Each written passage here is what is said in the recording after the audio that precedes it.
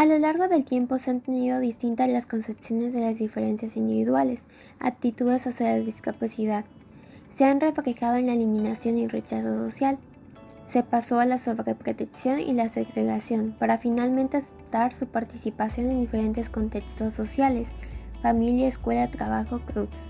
Anteriormente en los pueblos primitivos, con mayores dificultades físicas, sensoriales o intelectuales, representaban un obstáculo para la supervivencia del grupo. Ante esto, eran eliminados intencionalmente o abandonados a su suerte.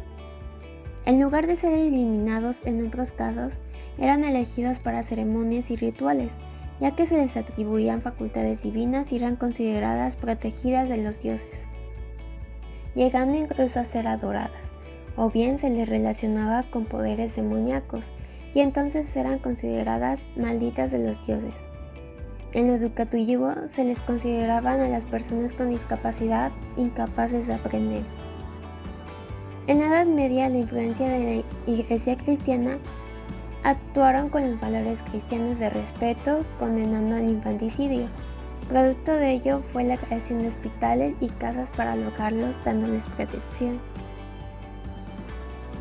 La asistencia religiosa hacia los pobres y desvalidos, incluidos niños y adultos con discapacidad, se continúa por medio de asilos y hospitales. La sordera durante siglos fue considerada un defecto, se les atribuyó como falta de entendimiento. En 1875 se crea el primer instituto de sordos en España. En 1857 se crea una escuela para ciegos y sordos en cada distrito. En 1945 se crean escuelas especiales para niños con cualquier discapacidad. Finalmente, en 1970 se crea la Ley General de Educación, en la que se habla por primera vez de una integración para niños sobresalientes.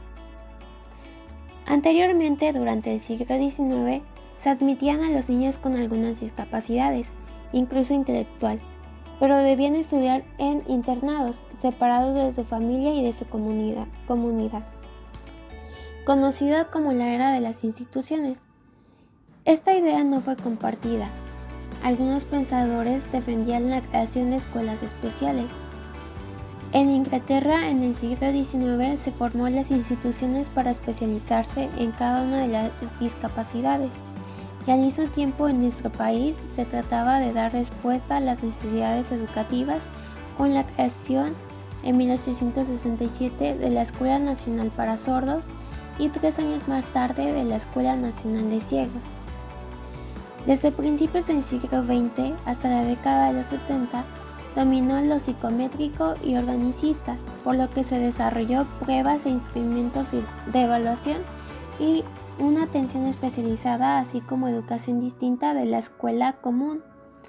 Alfred Binet y Theodore Simon desarrollaron los primeros test psicométricos. Las escuelas especiales albergaron 2 tipos de alumnos, los de discapacidad sensorial o física y los que tenían un ritmo de aprendizaje mucho más lento. Era considerado fuera de la normalidad. Durante los años 60 aumentó la demanda de la educación especial y se aceptó la concepción de la anormalidad intelectual, dando pie al diagnóstico y poniendo énfasis en las diferencias de los niños que no avanzan en su aprendizaje al mismo ritmo que sus compañeros. Con la aceptación a la diversidad y con la llegada de los profesores de educación especial, los maestros de aula regular se sintieron aliviados de no atender a niños con discapacidad, pues algunos pensaban que no estaban capacitados para atenderlos, otros que no tenían la obligación de hacerlo. Asimismo, pensaban que si se atendía a la discapacidad, los demás niños del aula regular no eran atendidos. Por otro lado, algunos pensaban que los alumnos con necesidades especiales debían educarse aparte. La escuela de educación especial iba guiada por el concepto de homogeneidad en los grupos. Es así que a los niños los clasificaban por discapacidad o bien por diagnóstico. Aunque si bien en la antigüedad se trató de separar a los niños con discapacidad de los niños regulares, esto trajo también ventajas para los niños con discapacidad, como la adaptación de los edificios a sus necesidades, la elaboración de materiales didácticos adaptados a sus características, maestros capacitados de acuerdo a la necesidad del alumno, etc. Aunque estas escuelas brindaban ventajas a los niños con discapacidad, mostraron limitaciones, pues estas escuelas se encontraban en ciudades grandes que les permitían instalaciones y materiales de fácil acceso. Sin embargo, los pueblos alejados se veían afectados, pues no tenían acceso a esta escuela. Asimismo, no se permitía la integración social, pues estaban acostumbrados a verse rodeados de facilidades, pues su entorno estaba adaptado a ellos. Es decir, no les permitían ser independientes, sino depender de su entorno. Por otro lado, la escuela no les permitía a la sociedad convivir con la discapacidad y tenían el concepto de que era una enfermedad. Se cuestionó que la escuela etiquetaba a los niños con necesidades especiales y que los clasificaba, haciéndolos ver como algo que no era normal. Es así que todas estas limitaciones que rodeaban a la Escuela de Educación Especial trajeron distintas opiniones. A partir de la década de los 60 surge el concepto de corriente normalizadora. Este concepto defendía el derecho a las personas con discapacidad para llevar una vida como el resto de la población en los ámbitos familiar, escolar, laboral y social, brindando características y conductas tan cercanas como sea posible a las normales. ¿Qué es la integración educativa? Existen muchas condiciones para alcanzar la meta de integrar a las escuelas alumnos con necesidades educativas especiales. Primero debemos conocer que la integración educativa consiste en un esfuerzo para crear condiciones que permitan que los niños aprendan acorde a sus potencialidades. La integración presenta fundamentos filosóficos de la integración educativa, como el respeto a las diferencias propias y externas del sujeto, proporcionando al alcance de cada persona los mismos beneficios y oportunidades para llevar una vida normal. Derechos humanos e igualdad de oportunidades. Derecho a la educación, siendo la integridad educativa un derecho en busca de igualdad de oportunidades. La UNESCO propone que la escuela reconozca y atienda la diversidad en la que todos los niños aprenden, sin importar sus características. Un currículo flexible, servicios de apoyo acorde a sus necesidades, siendo la base ética y moral de la enseñanza. Principios generales de la integración educativa. Los principios que guían el desarrollo de los servicios educativos de la integración es la normalización, la integración, la sectorización y la individualización de la enseñanza. La normalización proporciona a las personas con discapacidad servicios de habilitación o rehabilitación para lograr tener una buena calidad, disfrute de sus derechos, la oportunidad de desarrollar sus capacidades. La integración consiste en que las personas con discapacidad tengan acceso a las mismas experiencias que el resto de la comunidad en lo familiar, social, escolar, laboral, eliminando la marginación y la segregación. Sectorización implica que todos los niños pueden ser educados y recibir apoyo necesario en donde viven. Y por último, individualización de la enseñanza, siendo la adaptación de la enseñanza acorde a las necesidades y particulares de cada alumno mediante adecuaciones curriculares. Conceptos relacionados con la integración educativa. El enfoque actual en cuanto al concepto que se tiene de discapacidad es más humanista, ya que se busca lograr la integración de las personas para desaparecer las etiquetas y la clasificación de ellas.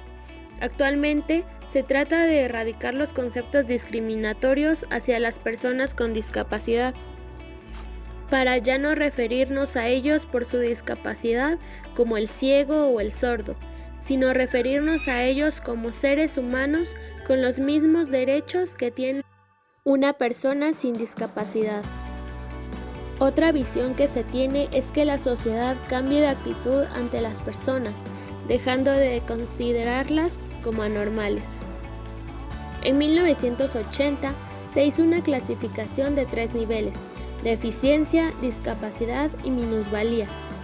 Cada uno de estos términos pretendía describir la condición en la que se encontraba una persona. Sin embargo, con el paso del tiempo, esta clasificación empezó a etiquetar a las personas. Esto en la sociedad equivalía a cierta presión social, pues aunque las etiquetas fueran positivas, como por ejemplo el de los niños sobredotados, a quienes no se les permitía fallas. En este sentido, es importante reconocer que los seres humanos somos diferentes y tenemos necesidades individuales distintas a la de los demás. Las etiquetas en los niños pueden provocar incluso que se queden estancados y detenidos por su discapacidad. Actualmente, en el ámbito educativo, se emplea el concepto de necesidades educativas especiales para referirnos a los apoyos adicionales que algunos niños con o sin discapacidad necesitan para acceder al currículo. Evaluación psicopedagógica. La evaluación psicopedagógica pretende determinar las necesidades educativas especiales, establecer y permitir de qué manera brindar la ayuda al alumno, proporcionando información relevante para orientar los objetivos o cambios en la escuela, valorando diversas condiciones y acciones en relación con ellos y su competencia curricular en relación con el resto de sus compañeros, para fundamentar con ello la propuesta curricular que servirá de base para realizar dichos ajustes. Este proceso en diferentes ámbitos, con el alumno, la familia, la institución educativa, directivos, docentes, profesionales, grupo interdisciplinario como psicólogos, educadores especiales, diferentes docentes de cada grado escolar, siendo únicamente esta evaluación ligada con la educación para ver los grados progresivos de cada alumno, teniendo una carpeta, la cual debe renovarse constantemente ya que todos tienen cambios, e ir añadiendo más apoyos y ayudas, resultando de gran relevancia en su proceso. Siendo la evaluación psicopedagógica una evaluación compartida con la psicología, la que obtiene rasgos definidos propios de la persona, así como de su contexto, en las condiciones individuales, sociales y ambientales que rodean a la persona, siendo aspectos esenciales para procedimientos particulares en la enseñanza, determinando así las necesidades que van desde lo ordinario a lo extraordinario o específico. La planeación del maestro. Si realmente se pretende un cambio, debe orientar el desarrollo integral de los alumnos, de forma espontánea e improvisación, que atienda las necesidades de los alumnos y de los profesores, teniendo como base los propósitos de la educación básica, siendo una acción mediadora de los planes y programas de estudio, el cual los profesores deben reconocer a profundidad para desarrollarlos adecuadamente, según su edad y nivel de desarrollo. Además, al momento de realizar la planeación, deben considerar aspectos relacionados con las condiciones del centro, características de los alumnos, influencias de la familia, del medio social y cultural. La evaluación de los alumnos que presentan necesidades educativas especiales. Los niños que presentan ritmos de aprendizaje muy distintos al de los compañeros presentan necesidades educativas especiales, y esto se puede corroborar mediante la evaluación psicopedagógica. La planeación y la evaluación son indispensables para la práctica de las adecuaciones curriculares y para dar el conocimiento al alumno. Las adecuaciones curriculares. Las adecuaciones curriculares constituyen la estrategia educativa para alcanzar los propósitos de enseñanza en los alumnos que necesitan de apoyo adicional en su proceso de escolarización, siendo las adecuaciones curriculares un elemento fundamental de la definición de la integración educativa. Su diseño y modificación puede ser complejo, aún en países con avances en la integración como España. Las adecuaciones deben tomar en cuenta los intereses, motivaciones, habilidades y necesidades de los alumnos. Cuando el maestro diseña las adecuaciones curriculares, debe tomar en cuenta las necesidades del alumno.